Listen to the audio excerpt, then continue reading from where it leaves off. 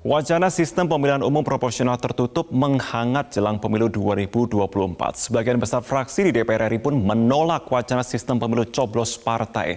Setidaknya ada 8 fraksi yang menginginkan bertahan dengan sistem proporsional terbuka dan hanya 1 fraksi, yakni PDI Perjuangan, yang membuka opsi diberlakukannya sistem pemilu coblos partai.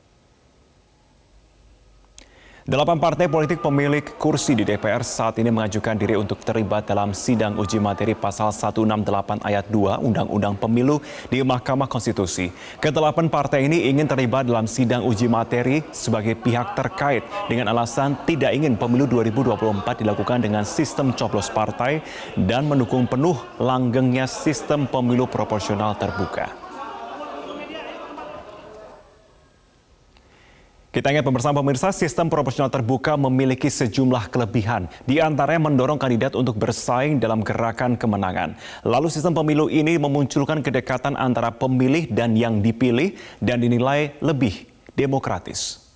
Baik dua sisi koin, sistem pemilu ini pun juga memiliki kekurangan, yakni mencuatnya peluang politik uang yang tinggi, sehingga modal politik yang harus dikeluarkan cukup besar.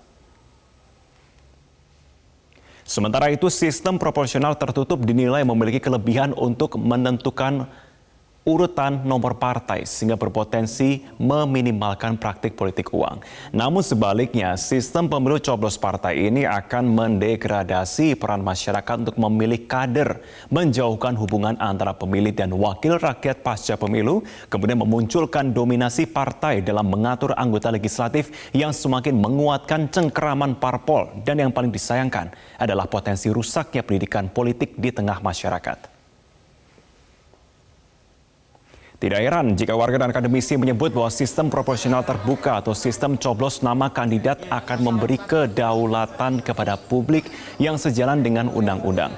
Dan diharapkan perdebatan sistem pemilihan umum dihentikan karena hal tahapan penyelenggaraan pemilu telah berjalan. Kalau aku sih lebih memilih terbuka ya, karena bisa tahu gitu loh. Kalau kayak gini kayak beli kucing dalam karung istilahnya, jadi mau takutnya kedepannya malah makin runyem. Terbuka, karena walaupun kadang calonnya banyak banget, terus kita juga nggak kenal semuanya, tapi at least sebelum kita nyoblos tuh kita bisa googling dulu, ngeliat profil orang-orang yang akan kita pilih tuh siapa yang akan jadi wakil masyarakat gitu sih. Sendiri lebih memilih sistem terbuka sih, soalnya kan lebih transparan ya. Kalau tertutup kan kita kan nggak tahu calonnya dari misalnya dari partai apa gitu kan, nggak tahu siapa namanya, jadi kurang transparan aja kalau menurut saya.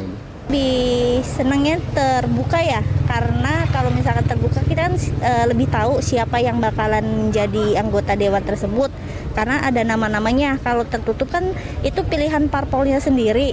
Kalau pilihan parpolnya sendiri apa ya? Mungkin nantinya banyak apa ya? Ya nggak bakalan tahu lah siapa yang bakalan masuknya gitu. Yang terbuka ya. Kenapa, Pak? Lebih transparan ya, jadi kita tahu profil dari calon-calon tersebut ya. Kalau tertutup kan kita nggak tahu ya. Setuju terbuka ya, karena lebih transparan, terus juga kita bisa tahu juga profil-profil